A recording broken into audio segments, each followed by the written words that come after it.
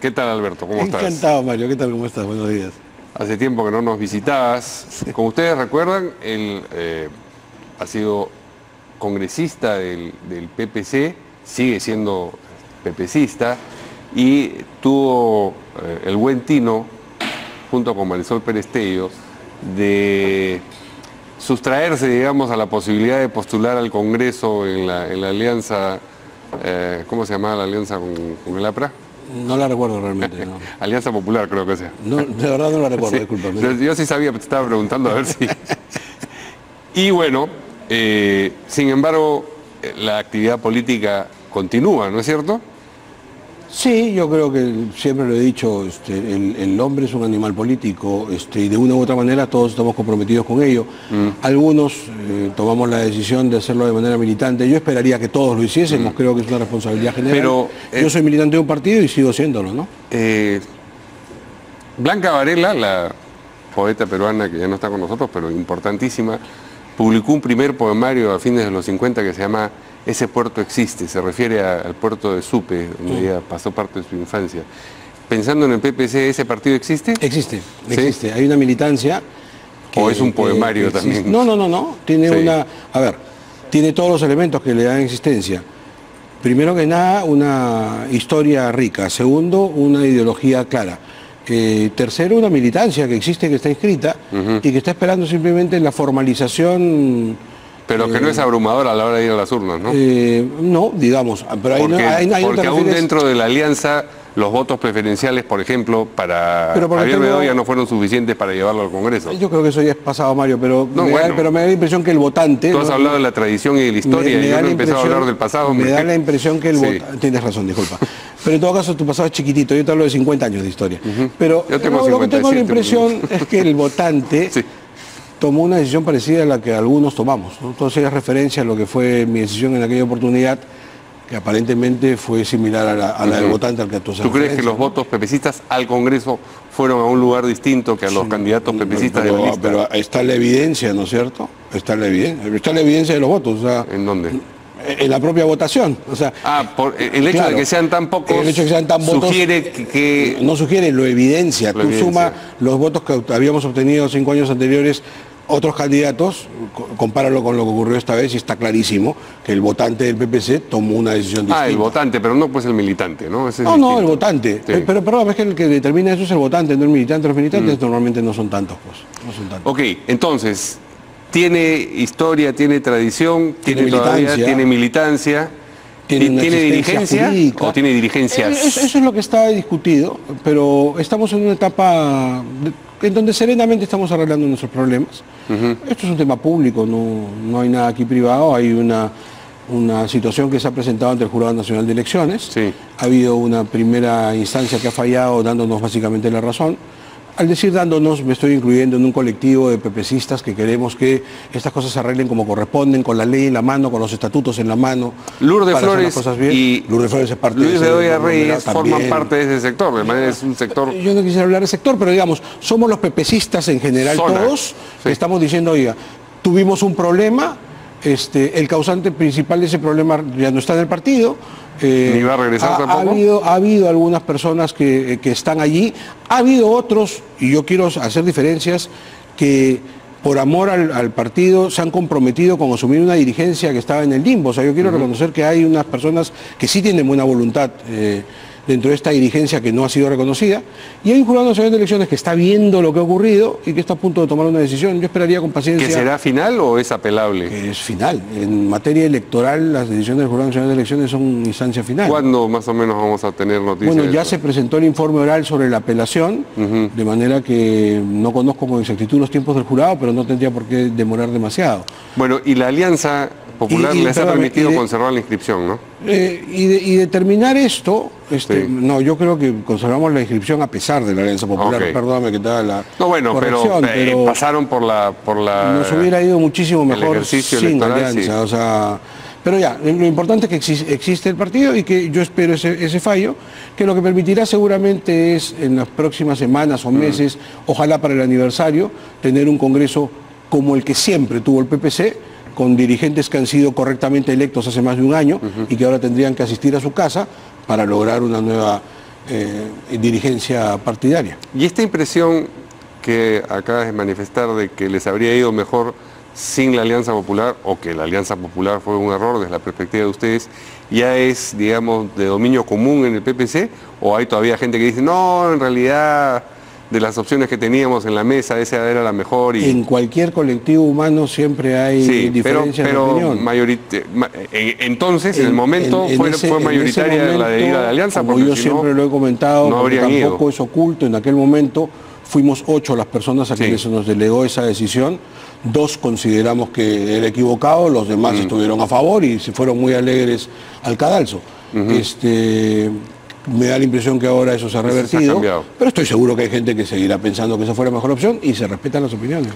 Muy bien, pero como políticos que son, tienen un juicio acerca de lo que está pasando en la escena política hoy, sobre el gabinete que muchos están criticando en estos días, dicen que no, que se necesita un cambio, en fin, que Zavala ya está agotado y hablan de distintas carteras.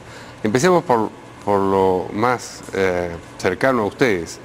Marisol Perestello, ¿qué impresión tienes tú de su desempeño como ministra de Justicia? Como siempre, la mejor. La mejor. Como siempre, la mejor. Creo que Marisol es una estupenda persona, gran abogada y gran política. Creo que le está tocando hacer un papel difícil dentro de un gabinete difícil, porque parecería en los grandes temas nacionales, el gabinete me refiero, el gobierno en general, no dar pie en bola, a propósito del tema futbolero de estos días, pero ella ha tenido un par de temas que lidiar y creo que los ha lidiado con firmeza, con convicción, siguiendo sus ideas, y que yo, por cierto, suscribo, y me parece que está haciendo un buen ¿Y te parece trabajo, que debería... Ya sabemos que estas son decisiones que toma el presidente, el primer ministro, pero ella, por decisión propia, debería permanecer en el gabinete?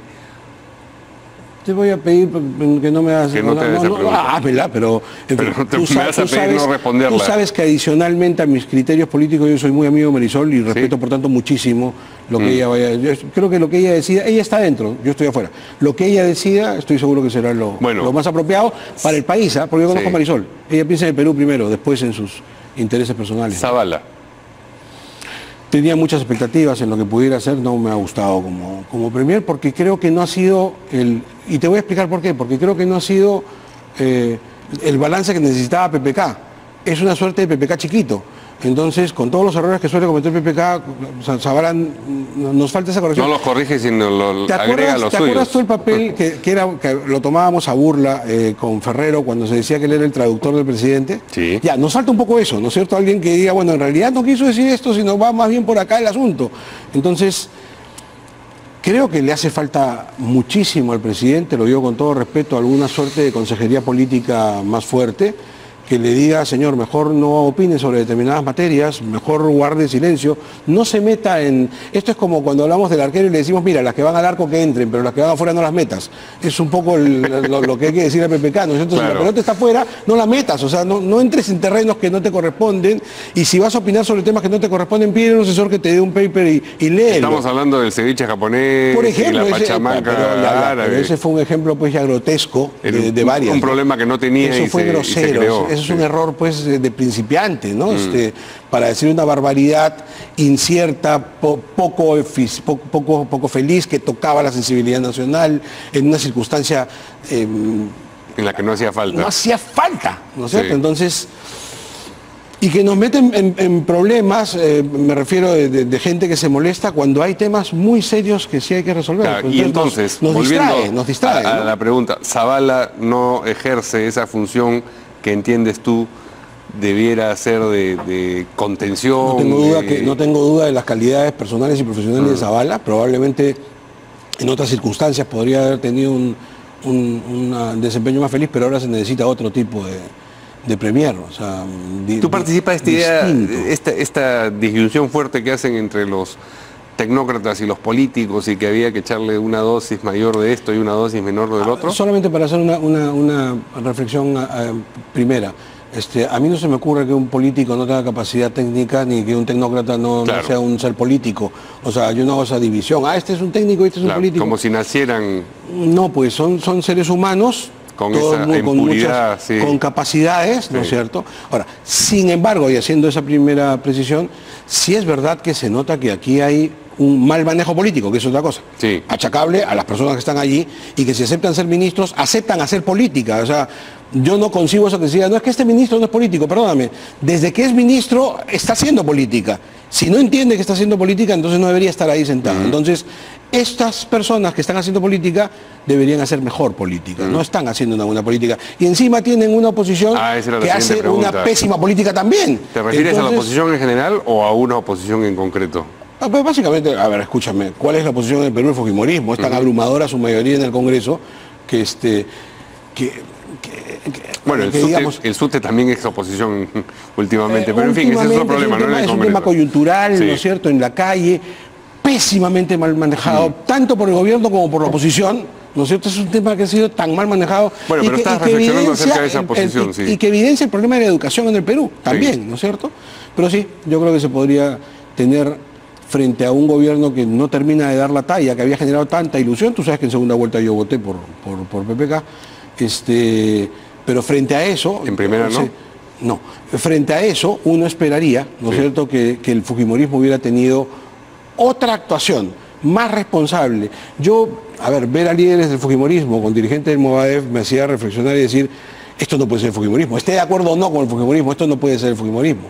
Ver algunos proyectos de ley que he estado viendo, ahora he estado preocupado un poco, y estoy hablando con algunos amigos, en ver qué está pasando en el Congreso, veo algunos proyectos de ley de origen fujimorista que pareciera más bien hechos por Maduro. Entonces digo, acá hay una confusión de roles extraordinaria, en donde pareciera que el debate de ideas quedó a un costado y estamos simplemente frente a la pugna de ver quién gana las próximas elecciones. Si le propusieran a Lourdes Flores convertirse en presidente del Consejo de Ministros, un poco de política ficción, pero tan descabellado no es, ¿cuál sería tu opinión? Es política ficción eso, ¿no es cierto? Es política ficción, pero yo creo que se necesitaría alguien con las dotes de Lourdes Flores para ordenar un poco. Pero desde la perspectiva, ¿no?, del PPC, porque ya, si lo de Marisol no los compromete mucho, una circunstancia sí los comprometería absolutamente. Pero, a ver, vuelvo otra vez a una reflexión que ya te he hecho a propósito de otra pregunta. Primero es el país. Sí. Y en esa circunstancia, un premierato de Lourdes Flores creo que siempre le haría bien al país, ¿no? Bueno, esa es más o menos la respuesta que uno imaginaba. Se nos va a acabar el tiempo y no abordamos el otro tema que hablemos de fútbol. ¿Vamos a ganar? ¿Sí? Sí, vamos a ganar. Bueno, espero. Tú sabes que... No, todos esperamos, pero tú sabes que yo reflexioné y decía, me preocupa un poco porque estamos de favoritos y no es muy cómodo, no es muy cómodo para los peruanos ir de favoritos, ¿no? No es muy cómodo, pero Perú está jugando bien, está jugando mejor que Bolivia, sin duda.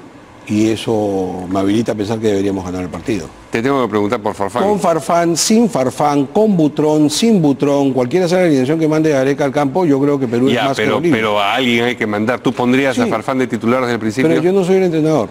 Por eso utilicé el verbo en modo potencial. Ya, pero a ver, he sido conductor de deportes muchos años también y jamás di el 11 antes del partido. Lo que sí estoy en condiciones de decirte, si tú, permíteme cambiar la pregunta, de los convocados, ¿cuál es el arquero que más te gusta? Hoy Butrón, sin duda. ¿Tú crees que Farfán podría hacer un buen partido contra Bolivia? No tengo ninguna duda. Pero si Farfán no juega, perdemos. No. Yo creo que si Farfán no juega, igual tenemos la de ganar. Si Butrón no tapa, perdemos tampoco. Yo creo que tenemos la de ganar. Es decir, creo que tenemos un buen equipo, creo que Gareca lo ha manejado bien y creo que somos mejores que Bolivia. Eso no quiere decir que vamos a ganar, ya ganamos. No, los partidos hay que jugarlos y te repito lo que te dije al comienzo, estos son los partidos que más me preocupan. Cuando llegamos de favoritos es cuando más preocupado llego yo al estadio. ¿Vas a ir al estadio del partido? Pero no me lo pierdo de ninguna manera. No me pierdo ningún partido de Perú hace muchísimos años. No me lo voy a perder de ninguna forma. Que además llegue un momento emblemático por lo que acaba de disponer, digamos, por el TAS, así es, por los resultados. Tú sabes que ayer ha sido un tremendo día sintomático, para el fútbol peruano. Más que emblemático. Ayer es un tremendo día. Primero llega la solución del TAS, que no podía ser otra. O sea, yo no tenía duda que el TAS iba a fallar en ese sentido. O sea, era clarísimo el derecho que nos asistía, clarísimo. La respuesta de Bolivia había sido procesal cuando aquí había un tema de fondo que ellos no se atrevieron a discutir y cuando finalmente tampoco había ese impedimento procesal porque la FIFA había fallado de oficio, no ha pedido de parte, de manera que la razón nos asistía. Está saliendo la selección de Suiza Hotel, una imagen que acompaña ahorita en vivo. Qué bueno. Mientras que tú... Pues vamos a aplaudir a los nuestros. Y lo segundo, porque mientras recibíamos esa noticia del TAS que llegaba de Europa, mientras eso ocurría, en la Videna, hace mucho tiempo que no iba a la Videna, ayer fui a la Videna. Y fui a la Videna porque me llegó una invitación me siguen llegando invitaciones como periodista deportivo que yo agradezco. Y esta vez decidí porque me llamó la atención, decía, vamos a una conferencia de prensa para hablar de quién será el nuevo sponsor de ropa de la selección y para anunciar qué se va a hacer con ese dinero. Eso es una cosa novedosa, o sea, y lo que se anunció, más allá de quién sea el sponsor, es que el próximo año se ha anunciado que se va a invertir 7,5 millones de dólares en arreglar las canchas del Perú y en hacer campeonatos obligatorios sub-13, sub-15 y sub-17 en la primera división y en la segunda división peruana. Esto es espectacular, Mario. Estamos hablando de un universo de 700 chicos y más de cada una de esas categorías jugando a primer nivel en buenas canchas en el campeonato peruano obligatoriamente. Eso sí es apostar por el futuro. O sea, hacía tiempo no había una medida de esa naturaleza. Creo que esa ha sido la gran noticia futbolísticamente hablando de ayer. Claro, en el marco de cosas que nos interesan más seguramente, que es si juega Farfán o si Perú le gana a Bolivia. No, que yo lo entiendo, pero quiero hacer esa diferencia. Hay urgencias e importancias. Esa noticia que probablemente pase desapercibida es una notición para el fútbol peruano. Es un tremendo notición. Ese anuncio de una inversión tan grande pensando en el futuro. Que es algo que siempre decimos, ¿no? Porque siempre después de una derrota venimos acá los periodistas deportivos y decimos hay que invertir en el futuro. Ya. Todo el mundo, los políticos, sí, todo. Es verdad. Esto es una cosa concreta. Esto es más los que ejercen la función, que ejercen la función de... Esto es una cosa concreta. Sí. Esto es una cosa concreta. Ahora sí, efectivamente se va a invertir en el futuro gracias a un sponsor que yo sé que es, porque he visto las redes sociales, la gente lo rechaza un poquito porque no es, digamos, el más popular, pero está significando un ingreso que según ayer se anunció cuadruplica el del actual, con lo cual se están permitiendo inversiones de esta naturaleza. Esa noticia, te aseguro que a los chicos de la selección, que ya la deben haber recibido, les entusiasma porque han sido niños, saben lo que eso significa. Claro. Te aseguro que eso, más lo del TAS, debe haber tenido un impacto positivo en nuestros jugadores y yo espero que mañana sea una linda fiesta. ¿Y después de mañana? Y después me refiero solamente a la eliminatoria. Y después de mañana viene el partido contra Ecuador, que será el martes, y en donde, permíteme decir dos cosas. A ver, la primera, la negativa. Desde el punto de vista de la historia, ni en los mejores momentos, jamás Perú, ni con sus mejores equipos, cuando Perú tenía un equipazo y Ecuador no jugaba nada, ni siquiera en ese momento Perú le ha ganado un partido oficial a Ecuador de visita. ¿Okay? Ni siquiera en ese momento. Sin embargo, la historia está para romperla, las estadísticas están para quebrarlas. Y vuelvo a decirte lo que te dije al comienzo. En los últimos partidos, Perú está jugando mejor que Ecuador, sin duda. Y si eso vale, la manera de ganar es jugar mejor. ¿Tienes todavía una esperanza, digamos, razonada en la clasificación de Perú? Razonada. Aferrándome de un argumento del que no podía aferrarme antes, Mario. En tantos años hacía rato que no me podía aferrar de este argumento, porque aferrándome al argumento histórico en el que yo creo mucho, yo te diría no. Mira, las matemáticas son complicadas y la historia indica que ganar en Ecuador y ganar en Argentina es complicadísimo.